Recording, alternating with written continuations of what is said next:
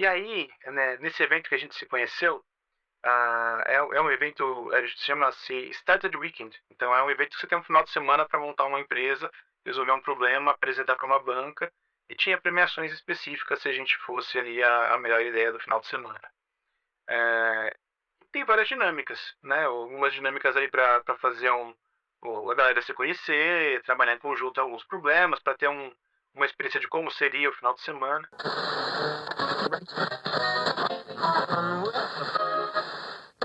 E aí, beleza? Eu sou o Luiz Gomes, criador de conteúdo aqui na Camelo News, e este é o nosso Papo de Camelo. Você é muito bem-vinda ou muito bem-vindo ao nosso podcast.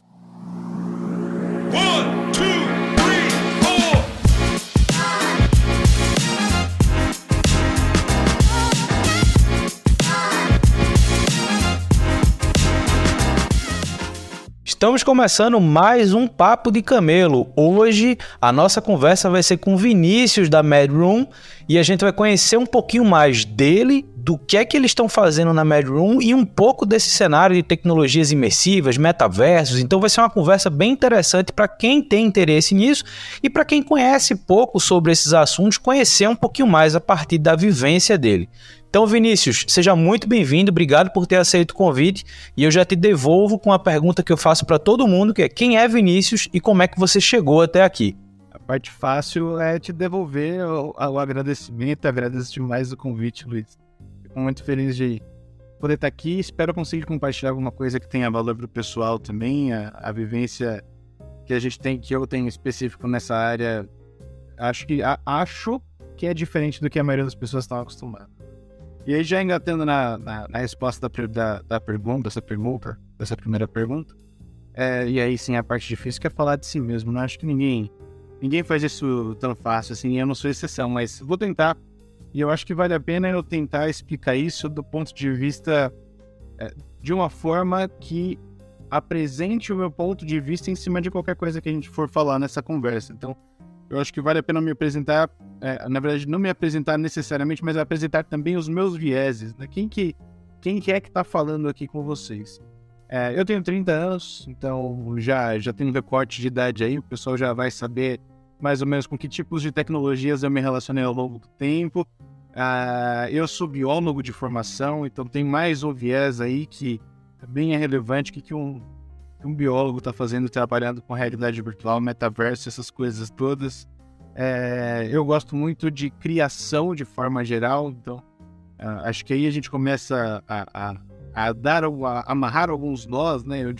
De onde que eu saio de uma coisa tão abrangente, que é a ciência natural, para uma coisa tão específica, que é desenvolvimento de software especificamente para a realidade virtual, essas questões de metaverso e tudo mais. Mas essa pode ser, inclusive, a linha guia desse meu raciocínio, né? Dessa minha primeira apresentação aqui para as pessoas, que eu gosto muito de criar. Eu gosto de criar. Se eu estou aqui no meu espaço, eu tenho uma bateria, eu tenho mais alguns instrumentos. Não que eu seja músico, mas eu gosto muito de fazer as coisas com as minhas mãos. Eu gosto de cozinhar, eu gosto de escrever, eu tenho aí algumas paixões. Não significa que eu faça bem nenhuma delas, mas eu gosto de várias delas, e geralmente essas associadas à criação. Eu tentei, antes de entrar na biologia, fazer análise de sistemas e construção civil. Esses dois cursos que não tem nada a ver entre si, né?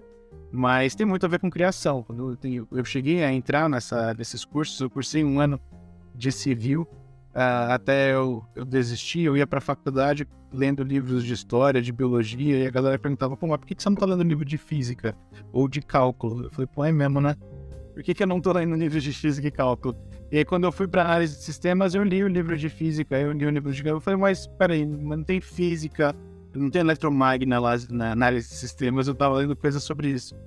E aí, eu, muito influenciado por um professor do ensino médio, né, conversava bastante com ele, ele falou: cara, o que você quer fazer é ciência. Você tem que ir pra ciência, não importa qual, você tem que ir pra ciência, porque lá vai ter o que você tá buscando. Você não tá buscando técnica, você tá buscando entender o mundo, você tá buscando sentido.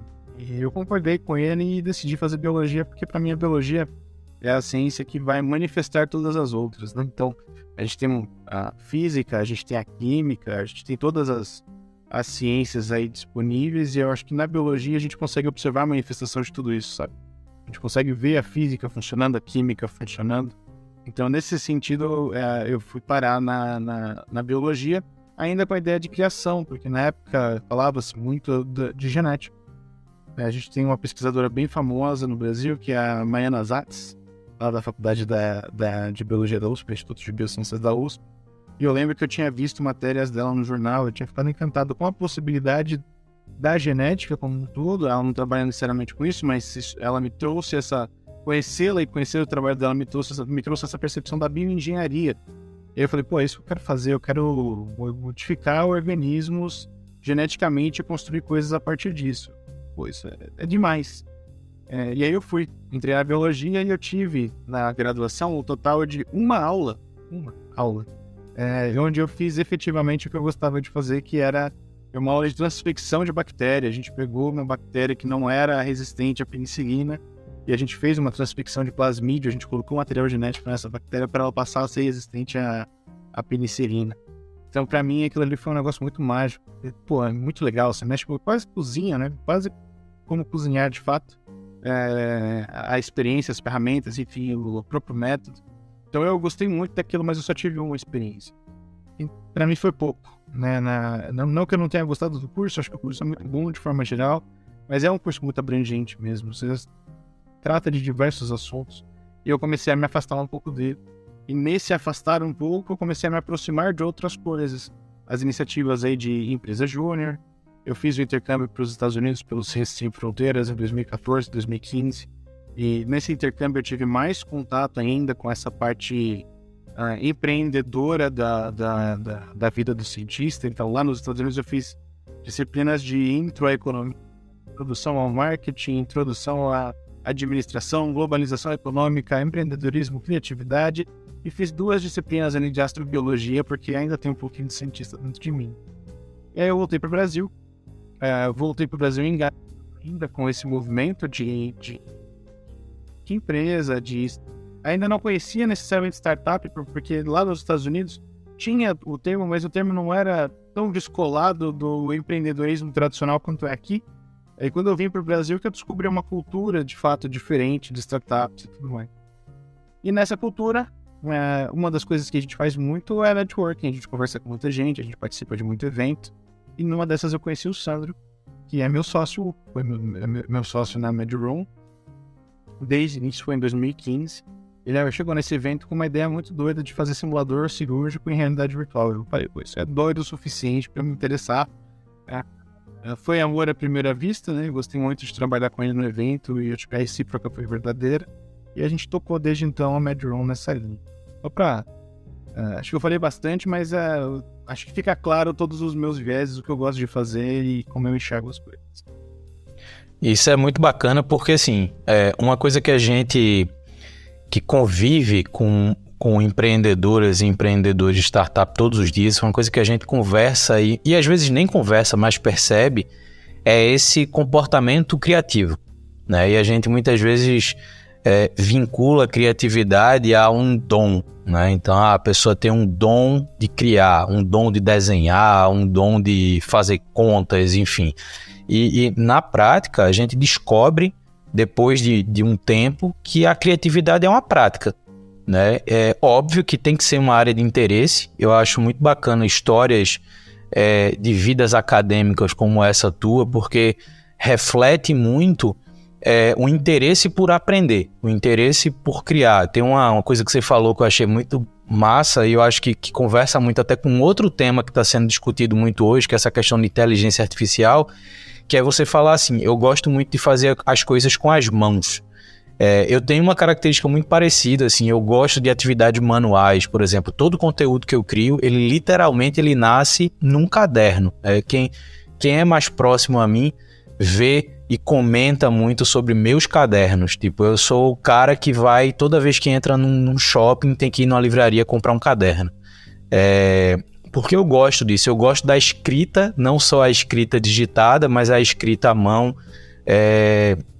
E isso eu acho muito legal no perfil empreendedor, né? Eu sei que a gente ainda vai entrar um pouquinho mais sobre esse Vinícius empreendedor da MedRoom, mas eu acho que esse ponto de partida ele foi muito importante, assim, porque ele já traz, para quem está ouvindo, um viés, né? Partindo da linha dos viés, ele já traz um viés de, cara, você quer criar algo novo, então o interesse pela criação tem que ser um fator motivador.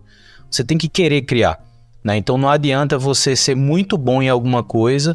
Se você não quiser criar nada novo, você vai só, entre aspas, só executar a atividade de outras pessoas que estão criando. Então isso também traz uma reflexão sobre esse comportamento.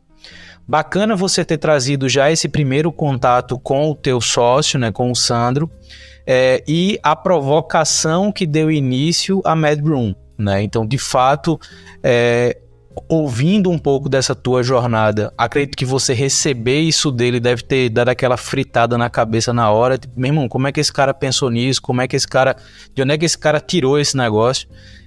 E essa motivação de, cara, quero fazer. Não sei o que é que vai dar, mas quero fazer.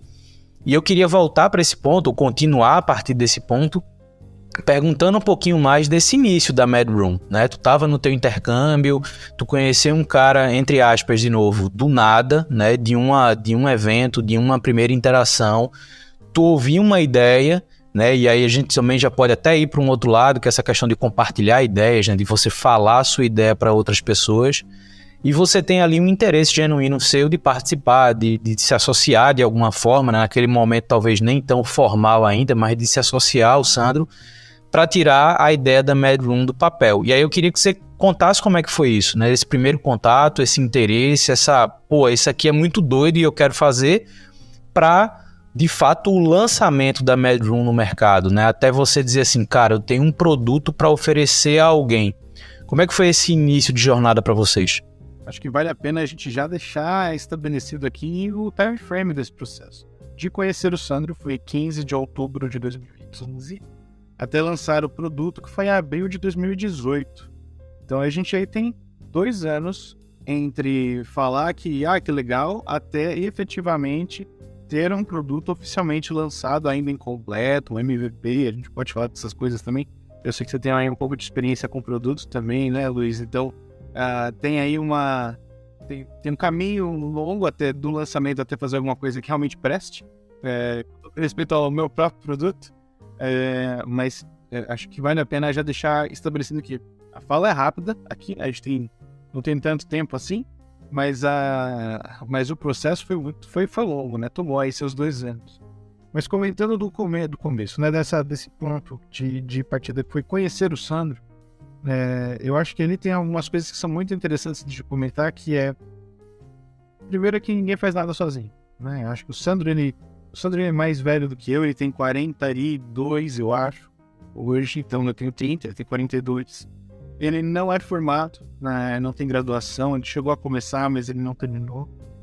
Ele tinha, na época, aí, seus 20 anos de experiência trabalhando com audiovisual de forma geral, fazendo jogo, fazendo filme, fazendo série, fazendo principalmente trabalho para o mercado publicitário.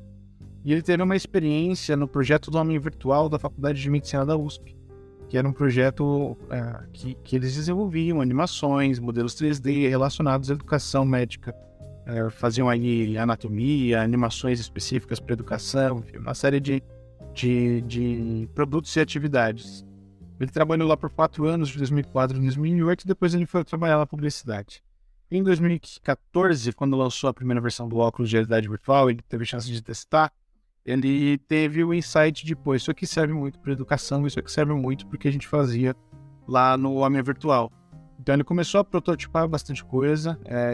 Essa não tinha sido o primeiro verão dele, né? Ele já tinha tentado empreender outras vezes e teve aí seu sucesso relativo.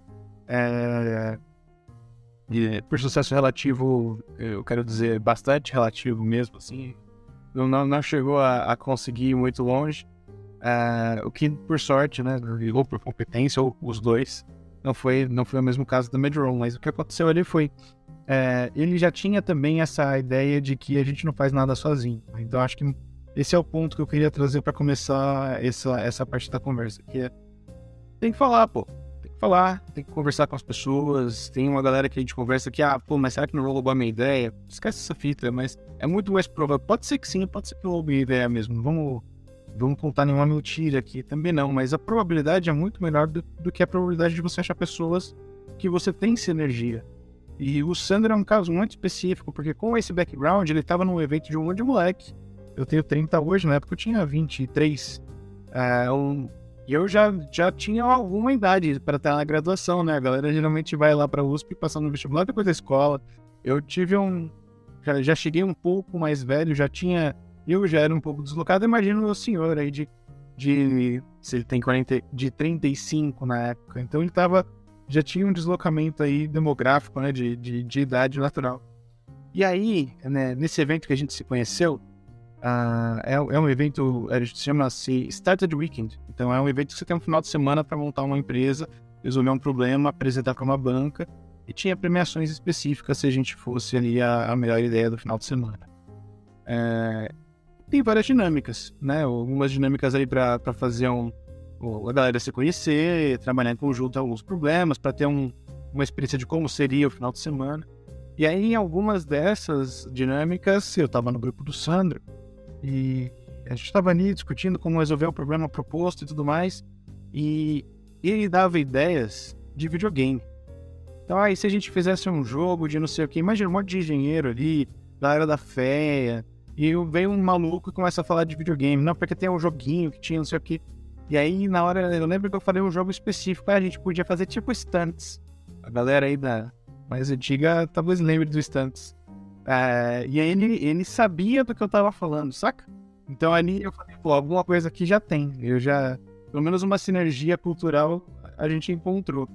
Então, mais até do que o problema que ele apresentou em si, que é o erro médico, de conseguir resolver isso para diminuir o número de erros no Brasil, usando simulação e tudo mais, faz sentido.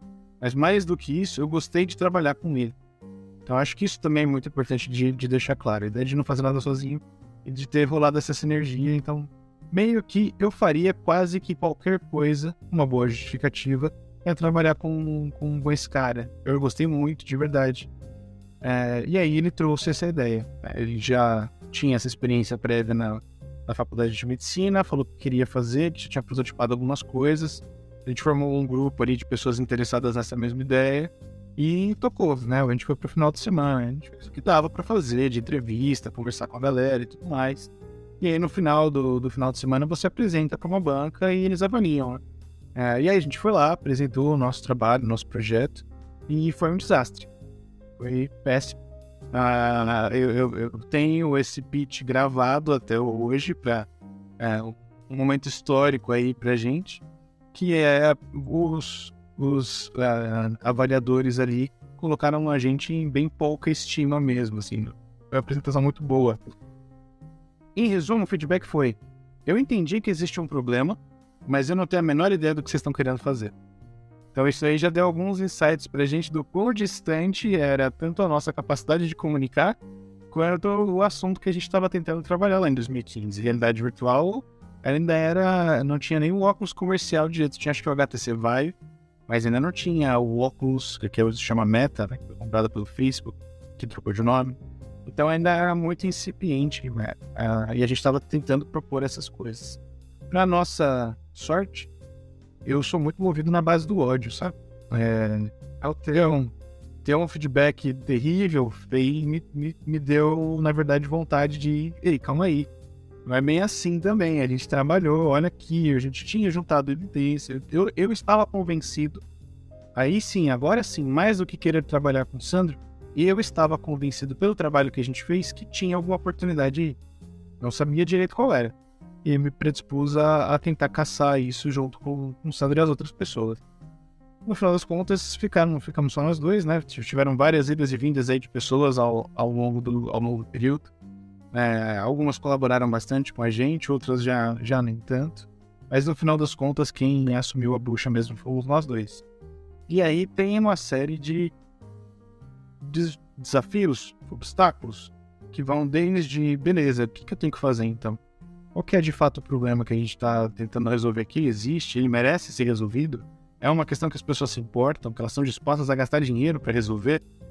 Então tem várias questões que foram fazendo a gente sair desse modelo de treinamento para simulador de cirurgia, né, para medicina, e até a gente chegar no que foi o produto final de fato, que foi um laboratório de anatomia em realidade virtual. E tem uma estratégia específica que a gente descobriu ao longo do tempo para isso, para conseguir comunicar bem produto, para conseguir comunicar bem tecnologia, conseguir entrar no mercado. Então não era exatamente aquilo que a gente tinha em mente, era parecido, estava na mesma área, mas o produto em si era essencialmente diferente, né? E isso a gente foi aprendendo ao longo desses 2 anos, com muita validação, sempre levando porrada de N lugares diferentes, de cliente, de investidor, de colaborador que tentou trabalhar com a gente e não conseguiu, de colaborador que foi trabalhar com a gente e mentiu que sabia, não sabia. Aí tem todo tipo de encrenca. E isso sem contar a boa e velha grana.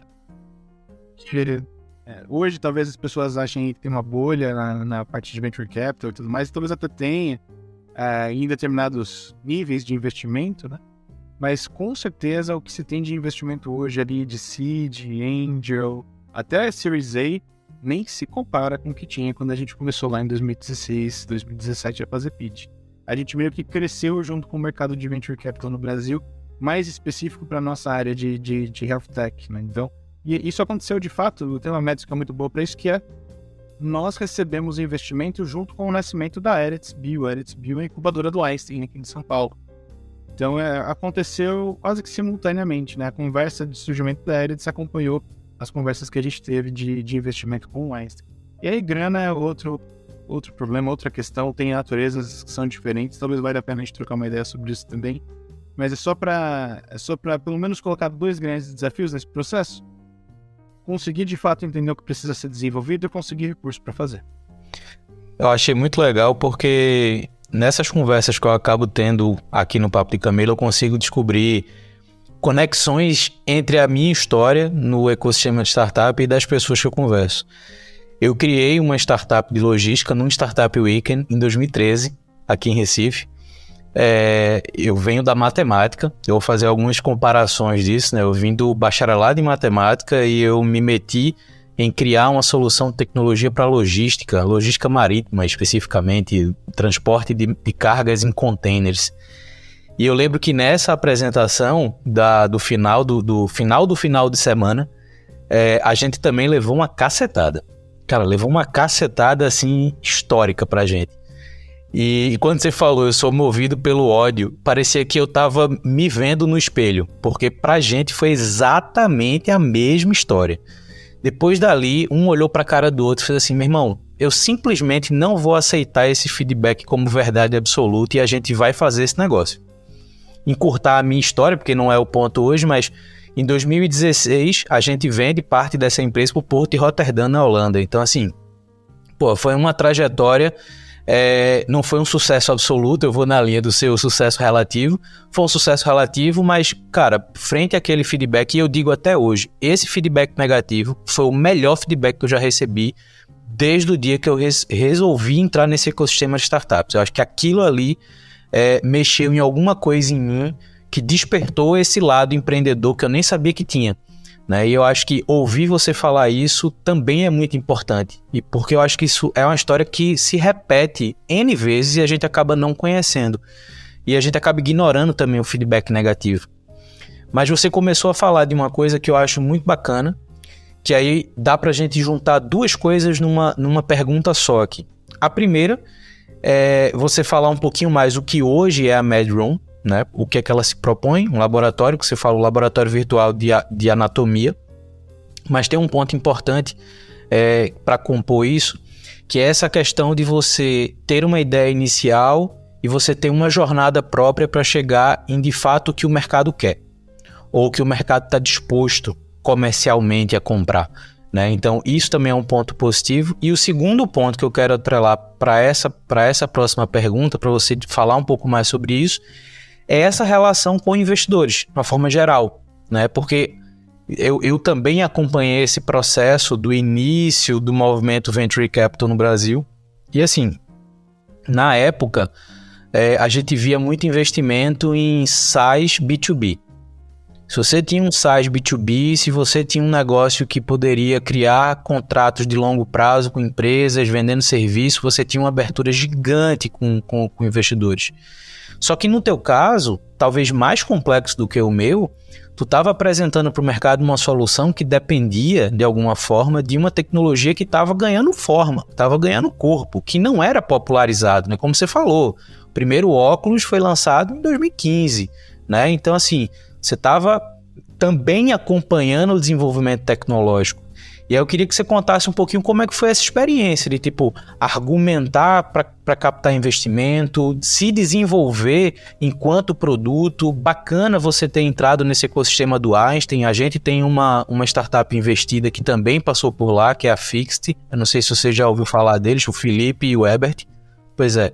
Então, assim, também tem essa questão do ecossistema especializado, né? Uma coisa que eu defendo muito, cara. O que o Einstein fez, o que outras corporações estão fazendo, de criar ecossistemas especializados para olhar para startups de segmentos que muitas vezes um venture capital generalista não consegue olhar, né? Então, conta um pouquinho como é que foi esse momento de entendi o que é que o mercado quer, já entendi mais ou menos para onde eu vou direcionar a MedRoom, agora eu preciso dar corpo para esse negócio. Legal demais. Pô, primeiro, assim, eu já coloco aí que a gente acompanha a galera da Fixed, o pessoal lá, já tem tempo. A gente compartilhou a aceleração aí, inovativa, se eu me lembro bem, mas então, já nos esbarramos várias vezes. Mas vamos lá, né? Acho que não é difícil, mas também não é fácil falar sobre esses aspectos, porque eles dependem de muitas coisas, né? Então, por que não é difícil? Porque não chega a ser uma receita de bolo, mas assim, se o cliente não quer, tu não vende. Acho que mais ou menos isso, sabe? No resumão final de todos. Só que aí vem várias coisas do tipo, não é só que ele não quer, será que ele se sente seguro? Será que tem como ele se sentir seguro? Nessa ideia de segurança, isso também afeta a Venture Capital, né? Você comentou do SaaS B2B. Cara, eu trabalhei numa startup de biotech também, chamava Pluricell, chamava Lizarbio. E eu conseguia, isso antes da MedRoom, né? Na verdade, durante o primeiro ano da MedRoom, eu trabalhava lá e a gente estava tentando fazer a MedRoom desenrolar. Eu consegui acompanhar como foi difícil para essa galera de biotech, que tem um custo inicial alto. Não é desenvolver aplicativo que você faz isso com 1, 2 pessoas. Com todo respeito a quem faz aplicativo, né? Não me entendo errado. É só que, para começar a brincadeira, eu preciso de um fluxo laminar que vai custar aí seus 300, 400 mil reais, só para começar a brincadeira.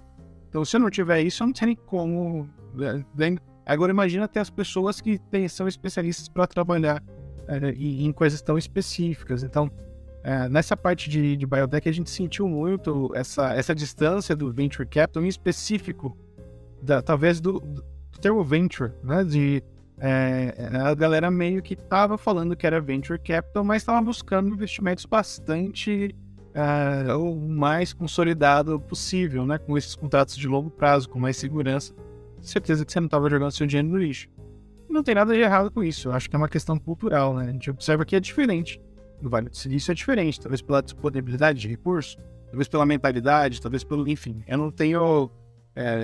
eu acho que eu não tenho bagagem suficiente para afirmar nada, mas só colocar essa provocação aqui da distância que é esse capital de risco com relação ao risco de fato que o investidor quer tomar aqui no Brasil. E eu acho que você comentou uma coisa que é também muito relevante, que é não só a gente está trabalhando com uma coisa que ela é complexa, que tem um mercado complexo, mas que a própria tecnologia por si só é complexa, ela é nova, no mínimo. Pode não ser difícil, como sei lá, trabalhar com computação quântica, mas ela é nova, então não tem parâmetro, não tem base, não tem comparativo. E aí eu vou colocar talvez uma coisa que aconteceu com a gente que resuma bem esse aspecto, que foi quando a gente estava tentando fechar nossa primeira venda com uma faculdade aqui em São Paulo, Campinas, para ser mais específico, eles foram super receptivos, a gente conseguiu conversar lá com todo mundo, com o dono da faculdade, o coordenador do curso, os diretores de TI, de laboratório e tudo mais. Foi uma conversa muito, muito, muito legal. Eles foram bastante prestativos em termos de validação, críticas boas. E aí a gente chegou numa fase de assinar contrato. Na fase de assinar contrato, a gente passou uma precificação para eles. A gente chegou e falou, olha, vai custar X por aluno. Eu não vou me lembrar exatamente o valor, mas vou chutar aqui R$15 por aluno para você ter acesso lá ao que a gente está desenvolvendo. As pessoas que trabalhavam lá devolveram para a gente e falaram, não, isso está muito caro. Só para dar uma noção, tem bonecos aí que custam na casa de $250 mil. Esse contrato ia custar, sei lá, R$75 mil, R$80 mil, alguma coisa nessa faixa. Eu lembro que de 100 mil acho que não passaram. Já faz tempo, isso foi em 2017. Essa conversa. E aí eles falaram pra gente, não, pô, eu pago R$7 no Blackboard, não tem sentido eu pagar 15 nisso que você tá me propondo. Pra quem não sabe, o Blackboard é um LMS. E o que a gente faz não tem absolutamente nada a ver com o LMS. Mas eles compararam a gente, e eu fiquei nessa busca de tentar entender o que tá acontecendo. Quem tá comparando a gente com o Blackboard? E aí eu entendi o seguinte, ele tava me comparando com o que ele tinha informação. Esse era o lastro dele. Não tinha nenhum outro produto com as mesmas características ou características parecidas com um modelo de negócio. E perceba só que interessante. Não só o produto, mas o modelo de negócio em si foi o lastro que ele encontrou para me comparar com outra coisa. E eu achei isso muito interessante do ponto de vista de entender as dinâmicas de mercado mesmo, que é, se eu não tenho lastro, eu vou ter que comparar com alguma coisa. O que eu tenho aqui que eu sei que é igual ao que eu já tenho na minha faculdade? Um modelo de negócio. Então eu vou comparar esse com esse. Tanto que a gente mudou o modelo. E aí a gente seguiu, entendemos o feedback. Não adianta muito tentar explicar, porque continua sem lastro, né? Vou continuar ali falando coisas que não estão na realidade de quem tá fazendo essa compra. O que a gente fez? Mudou o modelo de negócio, colocou um modelo de negócio igual o modelo de mesas anatômicas, que era uma tecnologia que eles já compravam, que eles já entendiam o modelo de negócio dessa tecnologia, e que aí eu conseguia ir lá e falar, então, tá vendo aquela mesa ali? Eu faço quase a mesma coisa, o mesmo número de alunos, tem um modelo de negócio parecido, o preço tá mais em conta. Aí sim a gente começou a ver uma mudança no comportamento das pessoas, dos clientes que conversavam com a gente. Então, olha que interessante, né? De fato eu tenho um produto novo, e por esse produto ser novo, eu não tenho nenhum concorrente, mas ao mesmo tempo eu não tenho nada para ser comparado com. Então eu fico flutuando até eu começar a criar esse lastro. E aí a gente foi tentando criar cada vez mais lastro, né? E hoje o lastro que a gente tenta criar é como é essa sala de aula do futuro, como que é essa aula do futuro, entre muitas aspas, tá? Porque isso já não é mais futuro, já tá estabelecido, bem estabelecido em literatura até, mas ainda falta colocar na prática, falta mudar a cultura dos professores, dos gestores, a própria arquitetura da sala de aula, hoje em dia, ela vem mudando, então tem uma série de questões que tem a ver com usar uma tecnologia nova que a gente precisa conseguir tangibilizar de alguma forma. Então, o esforço maior que a gente tem hoje é, eu preciso tangibilizar como que essa aula acontece usando realidade virtual, porque o professor não sabe. Ele não aprendeu com o óculos de realidade virtual, ele é novo. Então, professor, é o seguinte, quando você está com o óculos, você entende dessa forma, é isso que você vê. Alguns professores estão usando desse jeito, outros desse jeito. O aluno está percebendo isso aqui. E aí eu vou lá, e a gente fez eventos ano passado para levar os professores para uma sala de aula, terem uma aula de morfologia, onde a gente estava ministrando essa aula como se fosse uma aula de fato de morfologia, só que usando os métodos o que usam o VR. Então tem essas características. Eu acho que uma coisa que ajudou bastante, né, nesse processo foi o meu background científico, no fim das contas. Porque fazer ciência é isso. É você levantar a hipótese e saber que ela vai ser validada ou invalidada e conseguir lidar com a informação do desconhecido. Então, quando você junta essa mentalidade da pesquisa, quando você junta a metodologia tipo design thinking e tudo mais, a gente vai tentando fazer pequenas validações, ele coloca a mão, vê se está quente, se está sólido. Se tiver, põe o pé e vai no próximo passo. A galera que jogou Pokémon aí, vou tentar lembrar qual que era o ginásio, não lembro exatamente, mas tinha um que você tinha que passar por um terreno escuro e tinha que ir adivinhando o caminho invisível. É mais ou menos isso, sabe? Dá um passinho, tá firme e dá o próximo. Tá, caiu, tenta outro. Mais ou menos, acho que, não sei se ficou muito bagunçado o raciocínio, mas eu acho que vai nessa linha. Eu acho que ficou muito claro, assim, e eu acho que vai muito na linha de coisas que eu sinto falta, muitas vezes, serem discutidos no ecossistema de startups. O primeiro ponto que eu queria puxar, que eu acho que ficou legal, é essa questão não adianta você seguir regras, entre aspas. Que tipo de regras, né? Quando a gente entra nesse ecossistema de startups, eu já vivenciei isso muitas vezes, é alguém passar aquela bibliografia básica para quem quer criar uma startup. Aí passa o Lean Startup, passa o livro do Steve Blank, passa aquele de 0 a 1. Ok, eu acho que são conhecimentos importantes, são. Eu acho que de fato faz com que você não dê o primeiro passo no zero absoluto. Porém, tem uma coisa que você falou, já agora no final, que eu acho que, de novo, é isso que eu acho que deveria ter mais em termos de discussão, é o fato de você trazer outros conhecimentos de outros contextos e aplicar isso à sua jornada, né? Então, no teu caso, você trazia um background de ciência e não necessariamente você ia discutir a ciência, mas você ia pegar as premissas do comportamento científico e dizer assim, cara, eu preciso desenvolver na cabeça dessas pessoas um conhecimento usando um processo muito parecido, desenvolver um conhecimento científico, que na prática não deixa de ser, né? Não é porque é uma tecnologia nova que não tem um aspecto comportamental por trás, que não tem um aspecto educacional de uma forma ampla. Então, vamos imaginar que você nem fosse para o mercado de educação. Ainda assim, ia ter um processo educacional profissional que iria usar aquilo, né? Então, quando a gente fala do viés educacional, é a curva de aprendizado, né? Qual é a curva de aprendizado que o mercado tem que ter para usar alguma coisa? E mais uma vez, quando você falou, eu lembrei de uma história minha, nessa época, quando eu estava empreendendo. O meu produto na época era de otimização de processos na gestão logística. Então, o meu ponto era, eu queria diminuir o tempo de trabalho das empresas e das pessoas especificamente que faziam toda a parte de gestão para exportar ou importar alguma coisa. E teve uma vez que a gente foi tentar vender para uma empresa e a gente mapeou o processo deles atual, sem tecnologia, e para fechar todo o processo de exportação, a equipe levava em média 1 semana de documentação, envia, volta, revisa, não sei o que e tal. E a gente fez um teste com a nossa tecnologia e esse processo caiu para algumas horas. Quando eu descobri isso, óbvio, a gente ficou super satisfeito internamente, mas isso me atentou para uma outra coisa. Eu fiz, cara, se eu chegar para o dono dessa empresa e eu falar isso, a primeira coisa que ele vai fazer é cortar a equipe. Porque ele entendeu que ele não precisa de todo mundo para fazer aquilo. Aí eu fiz, cara, isso para mim, especificamente, era um tiro no pé. Eu não queria que isso acontecesse. E aí eu apresentei o mesmo resultado de um jeito diferente para ele. Eu fiz assim, deixa eu te fazer uma pergunta. Tu nega pedido de exportação por não dar conta? Ele fez, cara, em média de 30% a 40% do que chega eu não consigo atender. Aí imagina se você conseguisse atender 100% da tua demanda com a mesma equipe. Eu fiz a mesma coisa. Ele poderia manter o volume de receita com menos gente, ou seja, baixar o custo, ou ele poderia manter o custo e aumentar a receita.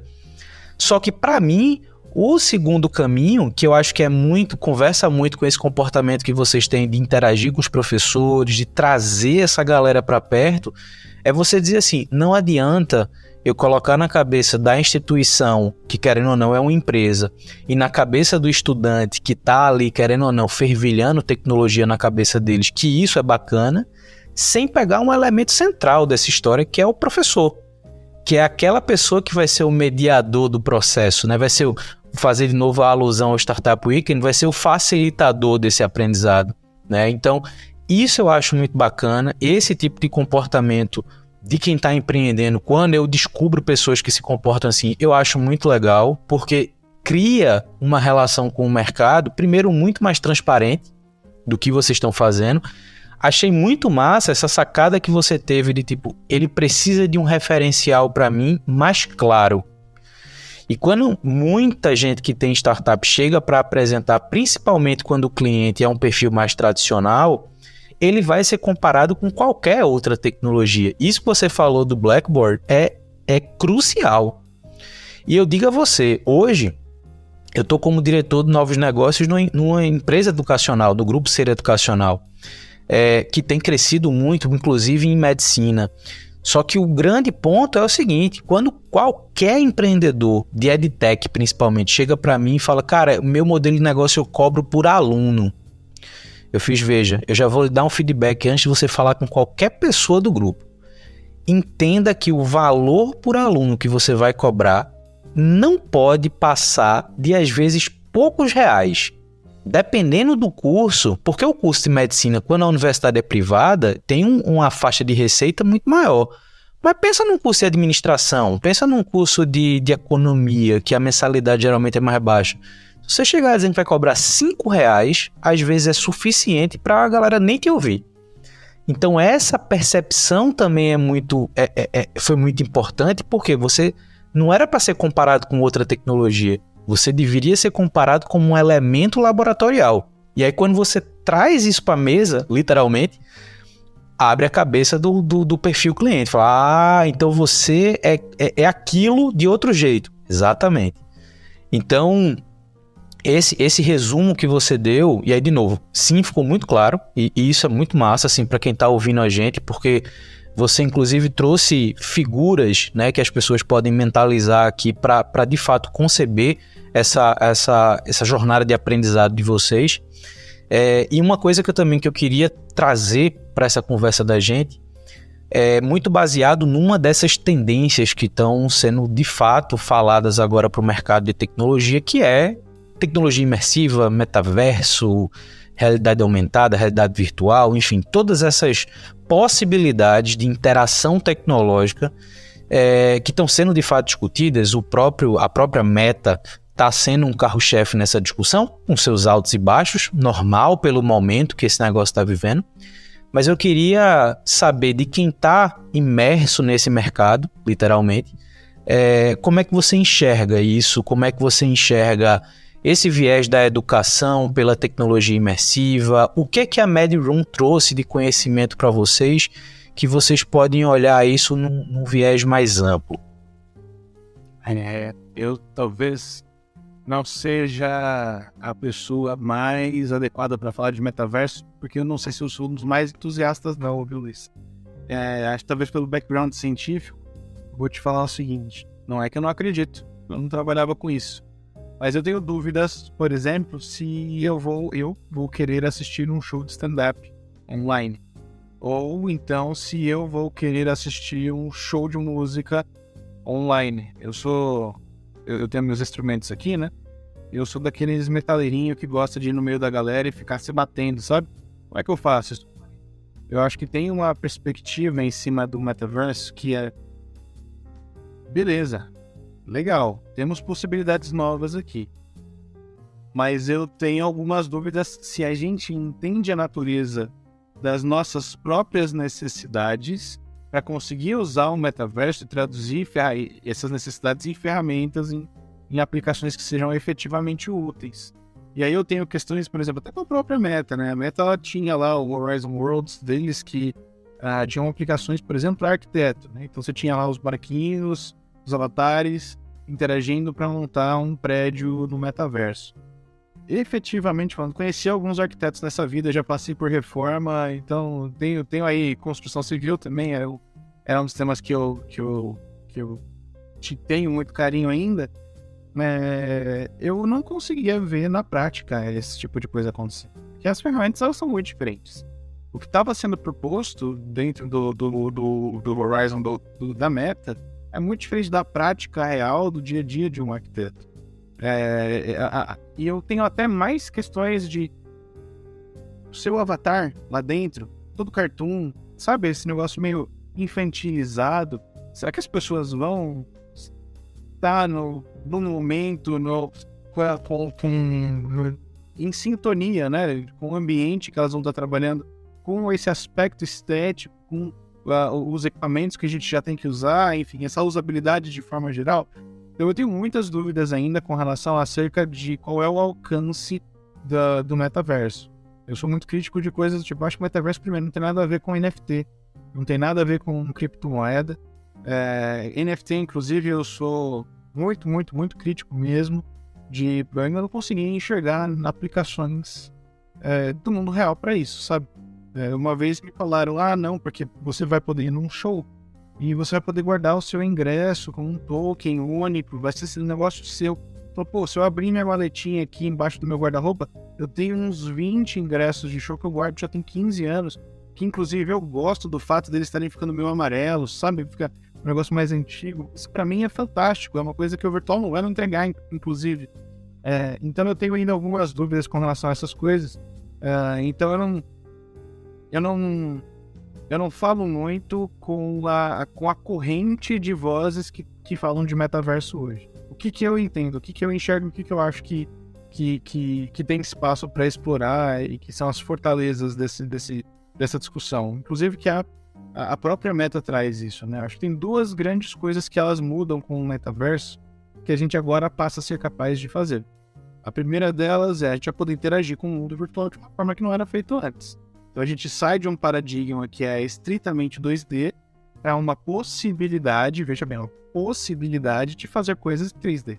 3D ou de forma mais espacial, não necessariamente só tridimensional, mas a gente muda o paradigma da interação em si. E eu não sei se um site ou um e-commerce no metaverso vai causar uma diferença no impacto de consumo de uma determinada população para aquele produto ou serviço. Não sei, não tenho essa resposta, tenho minhas hipóteses. Eu acho que se mudar, vai mudar pouco. Mas eu sei que para a educação, por exemplo, muda 100%.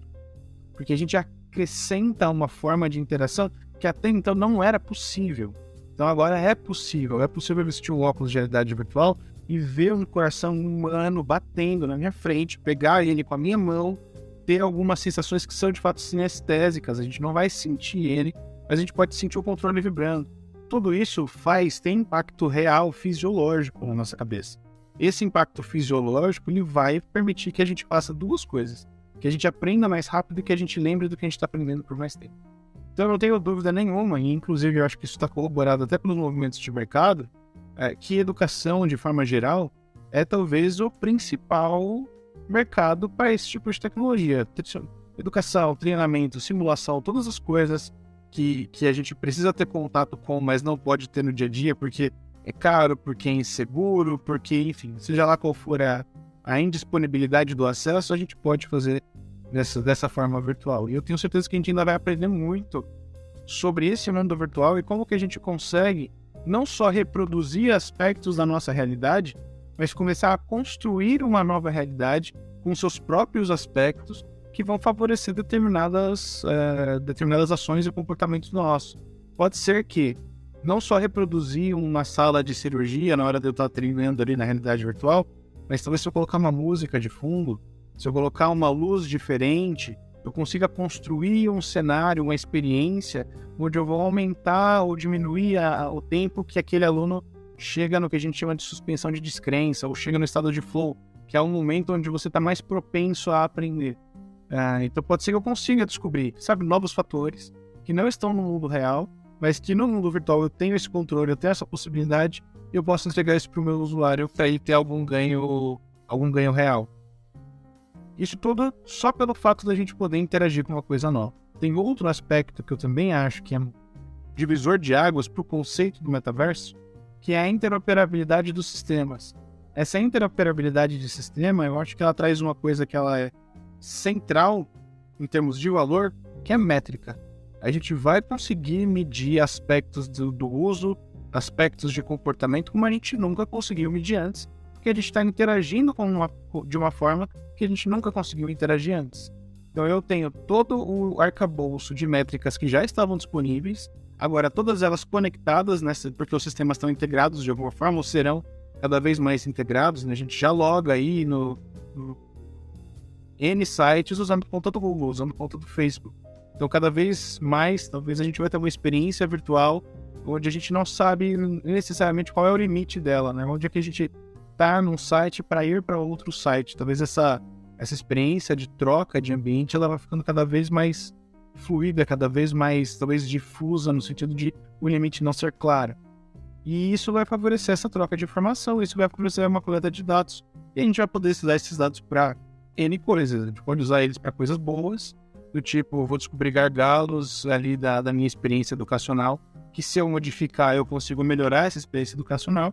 Eu posso usar para coisas que são duvidosas, eu vou conseguir E com essas mesmas métricas, talvez modificar a minha experiência para que eu induza um determinado pensamento para o meu usuário. E no momento de mundo que a gente vive hoje, onde a narrativa é uma questão muito relevante, quão rápido ou quanto tempo eu levo para acreditar e aceitar uma determinada narrativa é crucial para determinar experiências que são importantes, como eleições ou ações entre comunidades. Enfim, tem uma série de questões que é relevante, né? Então, coloco esses 2 pontos do metaverso em específico que eu acho os mais cruciais. A capacidade de interagir como a gente nunca conseguiu antes, não sei ainda para quê, eu acho que a gente ainda vai descobrir como fazer filme, vai descobrir como fazer jogo. Já tem bons jogos, mas não é a mesma experiência de jogar na tela 2D ainda.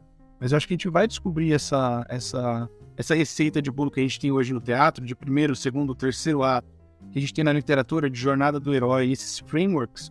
Acho que a gente ainda vai descobrir quais são os frameworks da realidade virtual e das experiências de metaverso de forma geral. E a parte de dado. A gente vai conseguir coletar, interagir, analisar dados que antes a gente não tinha acesso. Bom, essas 2 características são que eu acho que abrem mais possibilidades. E a gente, na MedRoom em específico, a gente está trabalhando em cima dessas 2 possibilidades com bastante força. Tanto tentando entender que tipos de conteúdo eu preciso colocar no óculos e como essas experiências devem ser, quanto com quais experiências devem ser e onde elas devem ser acessadas. Hoje, na educação, a gente tem debates muito relevantes. A gente só teve uma pandemia global, né? Nesse meio tempo de 2018 até hoje. A gente lançou o produto. Nesse meio do caminho, só veio uma pandemia que mudou o paradigma de várias condições. Telemedicina, para dar um exemplo, e o ensino à distância, para dar outro. E na área da saúde ainda tem muita discussão em cima de ensino à distância, do que é possível, o que não é. Na educação como um todo tem. E eu vejo que algumas dessas dúvidas, alguns desses problemas podem ser respondidos com aplicações baseadas em metaverso, seja realidade virtual ou outras. E a gente está dentro dessa frente também. Então, estou pensando na mensagem que eu quero que você veja quando você está numa experiência nossa, e também estou pensando em quais experiências eu quero te oferecer, em quais mídias eu quero que você veja. Se vai ser no celular, se vai ser no óculos de realidade virtual, se vai ser na tela do computador, se vai ser em algum outro lugar, algum outro tipo de tecnologia. Esses são os caminhos que a gente está estudando hoje.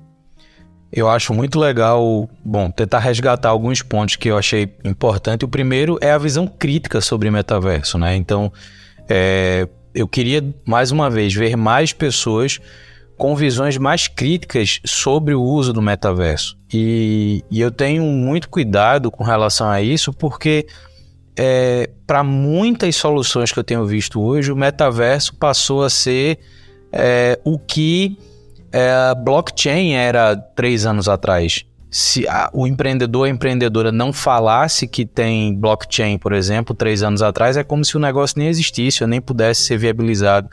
E no final das contas, a gente acaba criando ambientes onde o metaverso não tem uma utilidade real, né? Então, eu já vi outras soluções educacionais. Teve uma que para mim foi muito clássica, que basicamente a pessoa apresentou uma sala de aula, exatamente igual à sala de aula presencial ou remota, onde tem uma pessoa que é o professor com um quadro atrás e todos os estudantes com óculos de realidade virtual. Aí eu fiz, tudo bem, eu entendi, mas por quê?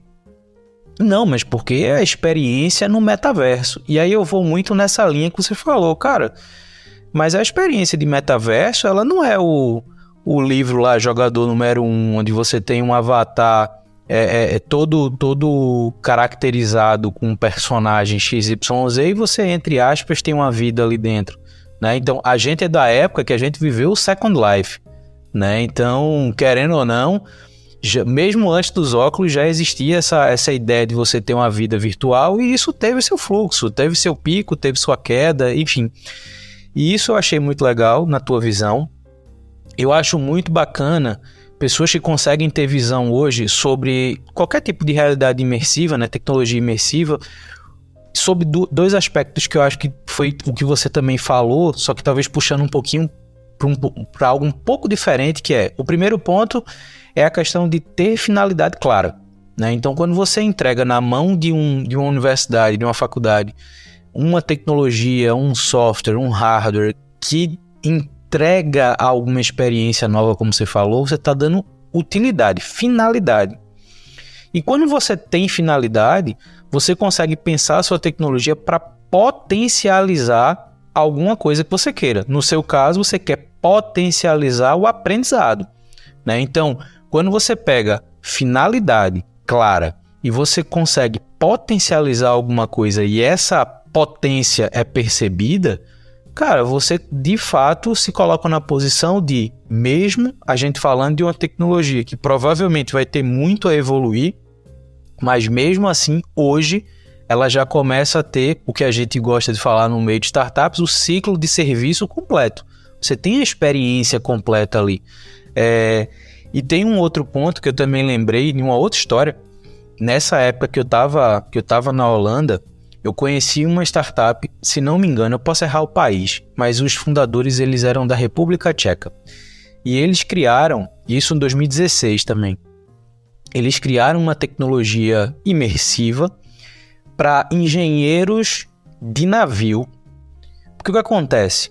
Os navios, quando eles saem nas suas viagens internacionais, eles não têm dentro os engenheiros para resolver qualquer problema mecânico que aconteça. Entre aspas, é a mesma coisa do engenheiro civil, você não tem dentro de cada prédio um engenheiro civil lá sentado para qualquer problema que aparecer. E o que acontece? Se um navio dá problema mecânico no meio do oceano, resolve como? Não dá para mandar o cara chegar lá e... Então o que eles fizeram? Eles prototiparam um navio, né? Pegaram um navio real, instalaram uma série de câmeras, e essas câmeras todas conectadas, e aí quando dava algum problema, um engenheiro em terra botava um óculos, e essas câmeras, meio que como aquele Google Earth, né? Que você vai andando pelos lugares, você vai andando em tempo real e você descobre, ó, isso aqui tá com problema. Então um técnico lá iria, guiado pelo engenheiro, resolver aquele problema. Cara, isso quando ele apresentou, em 2016, eu fiz, meu irmão, que ideia sensacional. Porque é isso, você achou uma finalidade muito clara, você resolve vários problemas com isso, porque tipo, você tem o navio monitorado, você tem essa capacidade de um engenheiro em terra monitorar dezenas de navios que estão circulando hoje, e você potencializa a manutenção imediata de qualquer problema que aconteça. Então, essa visão crítica sobre o metaverso que eu acho que a gente tem que aprofundar mais nesse cenário de startups, né? Então, isso para quem ouviu a gente até agora, pega essa experiência que o Vinícius compartilhou para refletir o teu contexto. Se por acaso o teu produto tem ou você quer ter algum tipo de experiência imersiva, tenta pensar nesses aspectos que o Vinícius falou, tenta pensar nessa questão de finalidade e a potência que você quer dar, porque o mercado...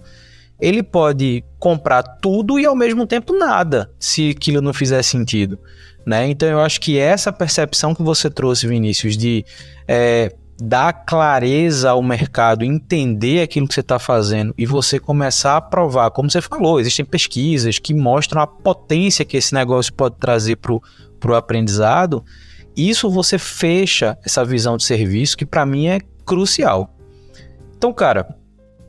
eu queria, para a gente fechar, já te agradecendo aí o convite, queria que você contasse um pouco sobre quais são os próximos passos para a MedRoom, como é que as pessoas podem se conectar contigo, aonde é que as pessoas ficam sabendo das novidades da MedRoom, para que a gente possa, de fato, trazer mais pessoas para essa discussão, para esses temas, e eu acho que até conectar com pessoas como você, como o Sandro, que são pessoas que estão vivendo isso no dia a dia, né? Mais do que a gente buscar guru para as coisas, a gente tem que buscar as pessoas que estão vivendo aquilo, que estão aprendendo isso no dia a dia, que de fato tem muito a falar sobre, né? Então, já te agradecendo de novo pelo convite, conta aí como é que são esses próximos, quais vão ser esses próximos passos para a gente dar esse nosso fechamento à conversa.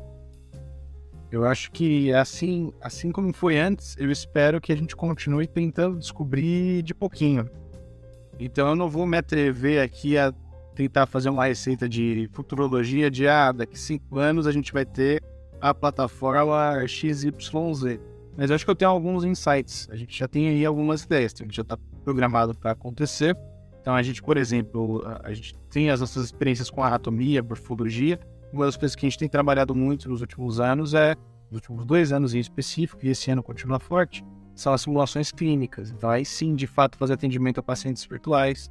A gente tem algumas experiências ali que se aproximam do que hoje acontece com pacientes atores. É que eu estou sendo muito específico, a galera que não entende do curso de medicina vai me perder, então eu não vou entrar em muito detalhe, mas existe um plano de desenvolvimento nessa linha de pensar esses conteúdos. Tem um plano de desenvolvimento que ela acompanha aquilo que eu comentei de quais são as mídias que a gente quer que esse usuário interaja com a gente. A gente sabe que só o óculos é bom, mas é limitado. Dá para ser muito mais do que isso. Como é que a gente vai tirar o máximo de valor das ferramentas que a gente tem à disposição? Então, desenvolvimentos tanto web quanto aplicativo mobile, coisas para celular também estão sendo trabalhadas hoje. E para não dizer que a gente não tenha assim, um cheiro do que vem pelo futuro, acho que talvez o grande mote de 2022, de 2023 e 2024 vai ser inteligência artificial mesmo. Assim.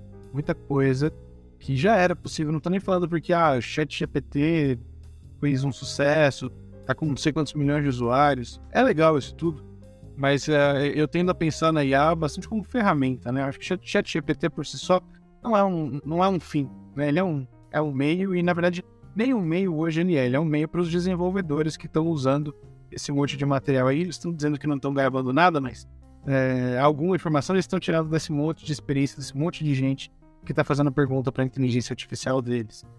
Mas independente disso, eu acho que tem muitas ferramentas que já permitem que a gente tenha, por exemplo, uma capacidade de personalização no ensino muito grande. A gente sempre discute, né? Existe uma mentalidade no mercado de forma geral que a inteligência artificial ela tira empregos, né? Tiveram até alguns casos em faculdades aqui no Brasil e em São Paulo de faculdade que demitiu o professor e a justificativa que aventaram era porque eles contrataram ferramentas de IA que corrigiam prova. Eu não sou muito desse time, acho que eu concordo com você, Luiz, quando você estava tentando colocar aquela visão de, eu não quero tirar a equipe que está trabalhando lá, eu quero potencializar o que está sendo executado hoje. A gente está numa linha muito parecida e não é nem só pela questão político-social da coisa, não. É pela questão de uso inteligente do esforço.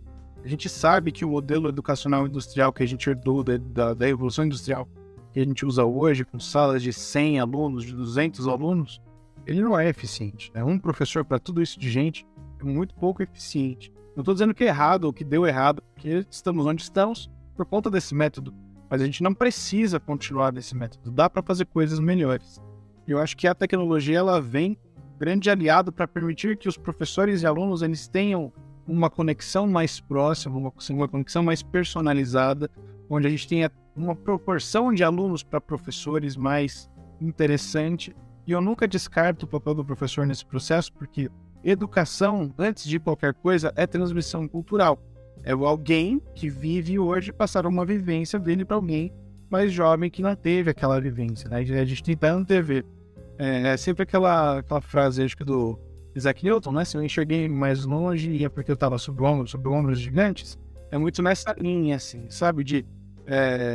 Tudo bem, posso aprender muita coisa com o IA ainda. Mas a minha percepção é de que as coisas elas vão ser mais mescladas e fluidas e a gente tem que estar a par disso, a gente tem que, na verdade, desenvolver isso para que seja da forma como a gente espera que seja, né? Não adianta a gente ficar aqui sentado esperando, alguém vai fazer inteligência artificial e isso vai substituir todo mundo. Se eu nem quero e nem enxergo que esse é o caminho que deveria ser seguido, vamos tentar construir um diferente, vamos propor uma coisa que é diferente disso. Eu acho que a gente está tentando seguir nesse caminho também. Colocar, embutir nas nossas aplicações alguns aspectos, algumas ferramentas de inteligência artificial, e aqui eu estou falando IA de um jeito que eu nem gosto. Eu não gosto de tratar ela dessa forma genérica, porque eu acho que ela é muito específica para, por exemplo, ter sistema de avaliação dentro de experiências virtuais tridimensionais específicos, para ter sistemas de conversa e interação com pacientes virtuais que fiquem mais fluidos e menos sistemáticos. Então eu tenho aplicações muito específicas, muito precisas, onde eu quero aplicar esses conceitos de inteligência artificial e que não é, assim como o metaverso, eu acho que a gente pode desmistificar um pouco também do que é inteligência artificial. É uma ferramenta e ela será tratada como uma ferramenta, não diminuindo o poder da ferramenta, mas entendendo para que de fato ela serve. E eu acho que a gente está caminhando nesse caminho. Você tinha perguntado de onde as pessoas podem acompanhar também o nosso trabalho. Eu acho que tem, pelo menos, a rede social mais interessante para acompanhar e ver o que a gente faz é o YouTube. Pode jogar lá no YouTube MadRunVR. A gente está no Instagram também, a gente está no LinkedIn, é só jogar MadRunVR em todos eles que vocês vão achar. Eu e o Sandro somos duas pessoas super abertas. Eu gosto muito de discutir todas essas questões de empreendedorismo até futurismo. Lembrando dos meus vieses, eu não vou discutir futurismo Estou tentando não ser muito ofensivo com os coaches, mas eu estou tentando não ser muito coach nessa questão de futurismo. Eu quero discutir essas questões de forma mais profunda e baseada nas experiências reais. Eu, inclusive, estou tentando escrever um livro sobre o assunto, tá? Sobre inteligência artificial, porque eu acho que tem muita coisa que é possível de ser discutida e precisa ser discutida de alguma forma. E a forma como eu estou tentando concretizar isso, escrevendo uma narrativa em cima disso. Então eu gosto de verdade de ter essas conversas e eu gosto de verdade de ajudar as pessoas que estão tentando trilhar caminhos parecidos, empreender, fazer a diferença de alguma forma. Eu fico super à disposição. Quem quiser me achar, me joga lá no LinkedIn, vê isso dos mãos que vocês vão me encontrar e pode chamar aqui, dependendo do tempo, da disponibilidade, eu vou ajudar com certeza. Joia. Vinícius, mais uma vez, muito obrigado. Lembrando a quem está ouvindo a gente que todos os links do que o Vinícius comentou agora, inclusive o LinkedIn dele, eu vou colocar na descrição desse episódio. E lembrando também, para você que está ouvindo a gente até agora, que toda edição do Papo de Camelo também tem uma edição da newsletter com mais conteúdo sobre o tema que a gente conversa aqui. Então tem lá na Camelo News uma edição que fala mais sobre essa conversa que eu tive com o Vinícius. E a gente se escuta no próximo Papo de Camelo. Valeu!